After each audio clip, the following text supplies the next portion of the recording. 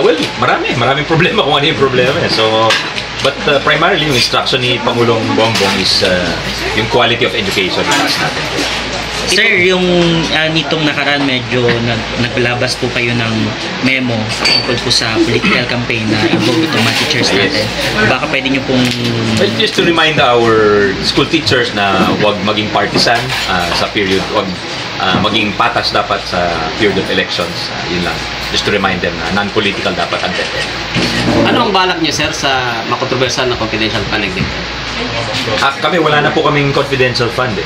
Hindi kami humingi ng ganun sa Congress. Saka yung Connect, ano paki-explain po? Connected, ano yun? Parang program ng misis ko yun along with Karen Davila at saka mga ibang individuals, Philippine Tatler.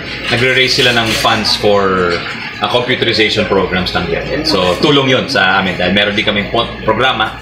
Yun, at least para mas maraming bata maka-avail nun. Sir, kumusta na po yung preparation sa ating mga guro sa darating na eleksyon? Okay naman. May mga trainings kami jointly with COMELEC, pati PNP, nagbibigay ng mga seminars. So, okay naman. Mukhang okay naman yung preparation natin. At as you know, may batas na voluntaryo na yung serbisyo. So, yung mga ayaw magsilbi sa elections, hindi sila pwedeng ipili.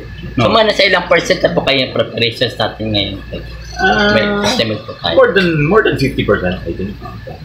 Tumaas po ba yung ano nila, yung allowance? O yung... Yeah, meron silang allowances at saka meron kaming pre-prepare.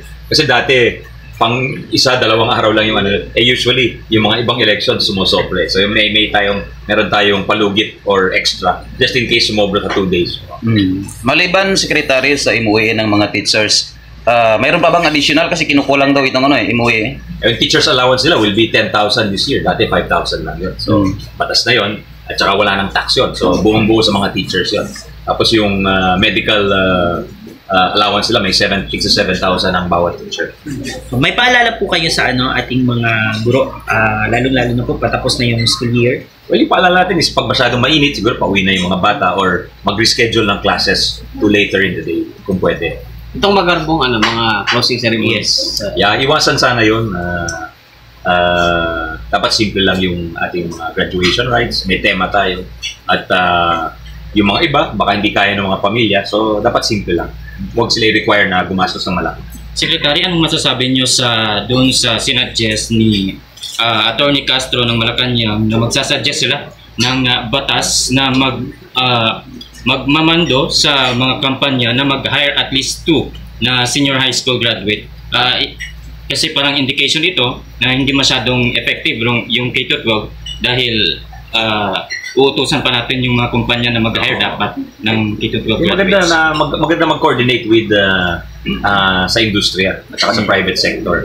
Dahil di nila alam minsan na outdated na yung hiring policies nila dahil nakagawa pa yun bago pa yung K-12. So kailangan nakalagay doon college graduate, pero yung trabaho hindi naman pang college graduate. Pati sa gobyerno nangyayari yun eh. Nagre-require tayo ng college graduate, hindi naman kailangan ng trabaho ng college graduate, simpleng ano lang. So, pati sa civil service, sinasabi namin, magbago tayo mag-update tayo ng mga hiring policies natin.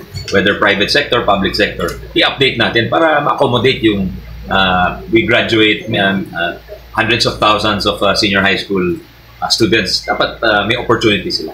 Secretary, ano yung masasabi nyo dito sa parang yung mga guro daw is overwork, maraming paperworks, sir?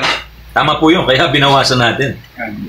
Dati, may mga teacher, 100 plus reports ang gagawin, especially kung master teacher ka. Ngayon, yung teacher, minimum 5 na lang ang gagawin niyang report. So marami tayong i-hire na bawas na bawas. Number 1, binawasan natin yung reports nila. Pangalawa, nag-hire tayo ng administrative officer. Eventually, siguro next year, lahat ng school may administrative officer na. So, yung mga teachers, pwede na mag-focus talaga sa pagturo. Alright, thank you. Secretary, sa inyong paglipat dito sa Boracay po sa mga school, may mga problema po ba kayo nakita? Or yes. Parang school buildings ang problem dito. At saka also, nakikita ko dito sa Boracay kasi mataas ang value o halaga ng lupa. Medyo wala nang expansion masyado. So, yun ang kailangan siguro. At saka nakita na sinabi sa amin yung engineers namin na parang hindi siya kayang 2-story or 3-story buildings dahil sa condition ng lupa. So, yun ang pag-aaralan namin kung ano yung pwedeng mga solutions dito. Last na lang, Secretary. balik na ba sa normal yung klase? Balik na sa June yung start ng klase? Yes. Yun ang gusto ng ating mahal na Pangulo. So we'll start class June 15 and we will end March 15 of 2026. Thank you, Secretary. Thank you. Salamat.